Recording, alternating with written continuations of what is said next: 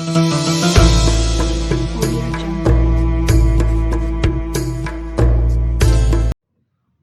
देखने और सुनने वालों को अस्सलाम वालेकुम। एक मर्तबा हज़रत खिज़र अलैहिस्सलाम दरिया के किनारे बैठे थे। इतने में किसी साइल ने आकर उनसे सवाल किया कि मैं आपसे अल्लाह के वास्ते सवाल करता हूँ, मुझे अनायत फरमाइए। ये सुनकर हज़रत खिज़र अलैहिस्सलाम पर बेहोशी तारी हो गई। जब कुछ होश आया तो फरमाने लगे, भाई मैं तो सिर्फ़ अपनी जान और माल का मालिक हूँ। तुमने मुझसे अल्लाह के वास्ते सवाल किया है, लिहाजा अपनी जान और ज़ात तुम्हारे हवाले करता हूँ। तुम जिस तरह चाहो इसको इस्तेमाल में लाओ, बाज़ार में फ़रोख्त करके इसकी कीमत से फ़ायदा उठाओ। चुनांचे साहिल इनको बाज़ार ले गया और एक शख्स साइमा के हाथ इनको फ़रोख्त कर दिया। ये साइमा ख़रीद कर इनको अपने घर ले गया, जिसकी पुश्त पर उसका एक बाग था।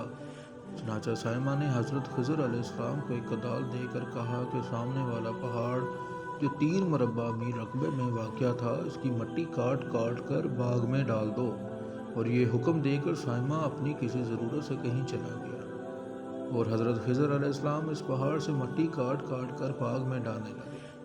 जब साइमा घर वापस आया तो उसने घर वालों से दरियाफ्त किया कि तुमने ग़ुलाम को खाना भी खिलाया या नहीं। घर वालों ने जवाब दिया कि हमें मालूम ही नहीं ग़ुलाम कहाँ है।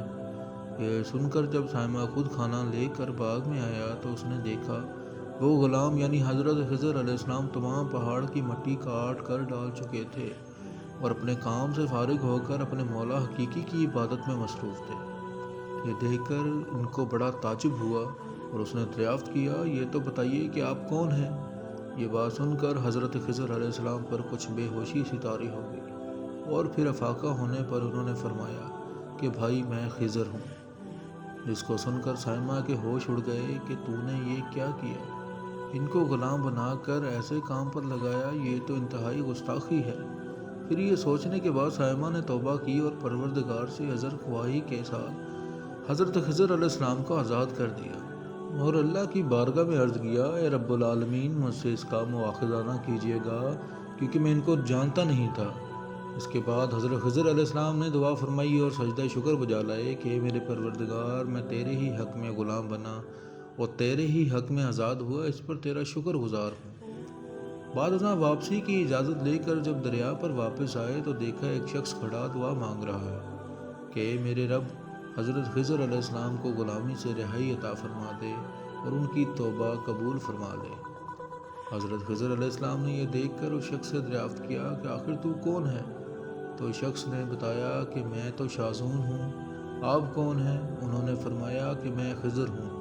उसके बाद शाज़ून ने कहा, ए खिज़र अलैहिस्सलाम, आपने अपने रहने के लिए मकान बनाकर दुनिया तलब की है, क्योंकि हज़रत खिज़र अलैहिस्सलाम का दरिया के किनारे पर एक इबादत खाना था। बस ये सुनकर वो फ़ौरन मैदान में निकल आए और वही अल्लाह की इबादत में मसरूफ़ हो गए। इसके बाद हज़रत खिज़र अलैहिस्सलाम ने इसी जगह पर एक दरख्त लगाया और इसके साए में इबादत शुरू कर दी। तो आवाज़ आई, ए खिज़र, जब तुमने दरख्त के साए में सजदा किया तो तुमने दुनिया को आखिरत पर तरजीह दी। फिर फरमान हुआ, मुझे अपनी इज़्ज़त और जलाल की कसम है, मुझे दुनिया की मोहब्बत में रज़ामंदी नहीं है।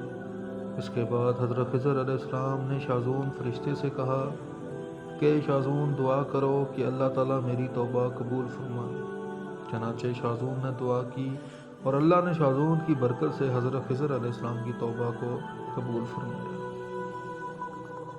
खुदा के बरगज़ीदा बंदे इसी हालत में रहते हैं जो अल्लाह को मंजूर हो। बेशक हमारी फलाह भी इसी में है कि ज़िंदगी के हर मोड़ पर आने वाले हर पीछो खम में हम राज़ी रहें, अल्लाह ताला की चाहत को सामने रख कर ज़िंदगी गुजारें। दुआ है कि अल्लाह ताला हमें इस वाक़े से सबक हासिल करके नेक बनने की तौफ़ीक़ अता फ़रमाए। आमीन या रब्बुल आलमीन।